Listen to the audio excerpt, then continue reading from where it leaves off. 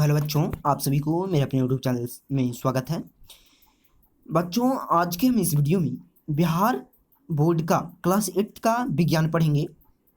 तो चलिए हम वीडियो को स्टार्ट करते हैं। तो सबसे पहले हमारा जो बुक है उसमें कपड़े तरह तरह के, जो फोर्थ लेसन है वो कपड़े तरह तरह के, रेसे तरह तरह के, इसमें हम पढ़ेंगे। सबसे पहले आज के हम इस वीडियो में जितने भी इसके महत्वपूर्ण टॉपिक हैं उसको क्लियर करेंगे और नेक्स्ट वीडियो में हम अभ्यास के प्रश्न और उनके उत्तर ले आएंगे। तो बच्चों चलिए स्टार्ट करते हैं। तो देखिए बच्चों, मेरा पाठ की मुख्य बातें जो हैं वो निम्नलिखित है, जो मैं आपको तीर के डैश से टाइपिंग करके, कंप्यूटर से टाइपिंग कर मैं आपके लिए लाया हूँ।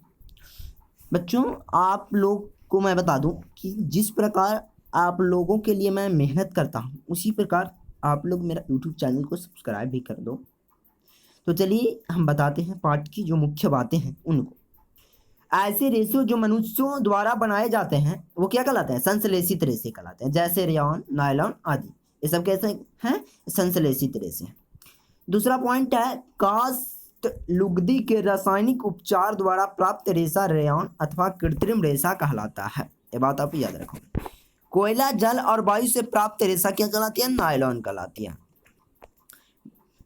पॉलिस्टर एक अन्य संश्लेषित रेशा है जिसका उपयोग वस्त्र बनाने में किया जाता है। पॉलिस्टर का किस में उपयोग किया जाता है? तो वस्त्र बनाने में। प्राकृतिक रेशे कपास से बनते हैं जिससे सूती वस्त्र बनते हैं। जो प्राकृतिक रेशे कीड़ों से प्राप्त होते हैं उन्हें रेशम कहते हैं।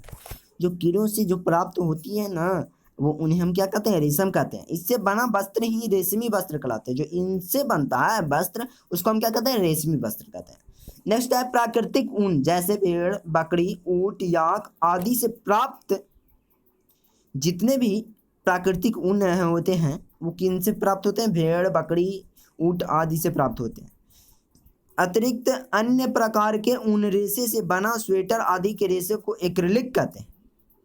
जो आपका स्वेटर बना रहता है वो एक्रिलिक होता है वास्तव में। नेक्स्ट पॉइंट है, संश्लेषित रेशे की तरह प्लास्टिक भी एक बहुलक है। सभी प्लास्टिकों में इकाइयों की व्यवस्था एक ही प्रकार नहीं होती है, सब में अलग अलग होती है।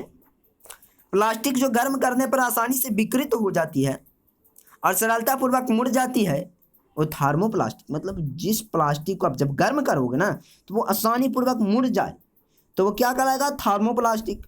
और पॉलीथीन और जो पीवीसी है वो थर्मोप्लास्टिक है। ऐसे प्लास्टिक जिन्हें एक बार में सांचे में ढाल दिए जाने पर उन्हें उष्मा देकर नरम नहीं किया जा सकता, वो कैसे कहलाते हैं? वो थर्मोसेटिंग प्लास्टिक कहलाते हैं, जैसे बैकलाइट और मेलामाइन, ये सब नाम है। बच्चों, आपको ये बातें कुछ याद रखने योग्य है, इसको समझाया नहीं जा सकता। जो मैं एक्सरसाइज यानी अभ्यास के प्रश्न उत्तर होंगे उनको मैं समझाऊंगा डिटेल में। आप ये दिमाग में अटा लो, तभी वो समझ में आएगा। थर्मोप्लास्टिक का उपयोग खिलौने, कंघियों और विभिन्न प्रकार के पात्रों आदि के निर्माण में किया जाता है, जबकि थर्मोसेटिंग प्लास्टिक का उपयोग विभिन्न बर्तनों के हत्थे, बिजली के स्विच आदि बनाने में भी किया जाता है। सभी तरह के प्लास्टिक विद्युत तथा ऊष्मा क्या होते हैं? कुचालक होते हैं। सुचालक नहीं होते हैं, कुचालक होते हैं। प्लास्टिक क्योंकि उसमें विद्युत प्रवेश नहीं करती है, ये तो आप जान रहे हैं। कुचालक मतलब जिसमें विद्युत प्रवेश ना करे। प्लास्टिक अनाविक्रियाशील होता है, इसीलिए इसका उपयोग विभिन्न प्रकार के पदार्थों के संचयन हेतु किया जाता है। देखिए बच्चों, आप प्लास्टिक के जो बर्तन होते हैं उनमें आप जितने भी अनाज होते हैं, पानी वगैरह आप लोग उसमें रखते हैं, एकत्रित करते हैं। क्यों? क्योंकि वो विद्युत के कुचालक होते हैं, इसीलिए। प्लास्टिक अनविक्रियाशील होती है, इसका अभी तो बताएं आपको। प्लास्टिक हल्का, प्रबल और चिरस्थायी होता है, इसलिए इनका उपयोग घर में विभिन्न सामानों के रूप में किया जाता है, क्योंकि ये हल्का होता है। आपका जो बाइक बना रहा था ना उसमें भी बहुत सा पार्ट है जो प्लास्टिक का बना होता है।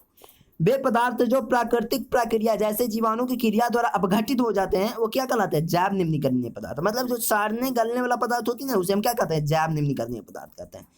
ऐसे पदार्थ जो प्राकृतिक प्रक्रियाओं द्वारा सरलता से विघटित नहीं होते वो क्या कहलाते हैं? जैव अनिमीकरणीय। क्यों? क्योंकि वो सड़ते गलते नहीं। आप सिंपल याद रखना, जो सड़ता गलता है वो जैव निम्नीकरणीय है और जो सड़ता गलता नहीं है वस्तु वो जैव अनिमीकरणीय। प्लास्टिक अपघटित होने में कई वर्ष ले लेता है। क्यों? क्योंकि ये जैव अनवीकरणीय पदार्थ है, ये विघटित नहीं होते, मतलब सड़ते गलते नहीं है। फलतः यह पर्यावरण हितैषी नहीं माना जाता, मतलब पर्यावरण के लिए लाभदायक नहीं है। इससे जहाँ तक हानि होता है, आप खेत में अगर फेंक दोगे तो उस स्थान पे जो नीचे से पौधा उगेगा वो नहीं उग पाएगा। क्यों? क्योंकि वो अवरुद्ध कर देता है। बच्चों, आप समझने की कोशिश करो मेरी बातों को।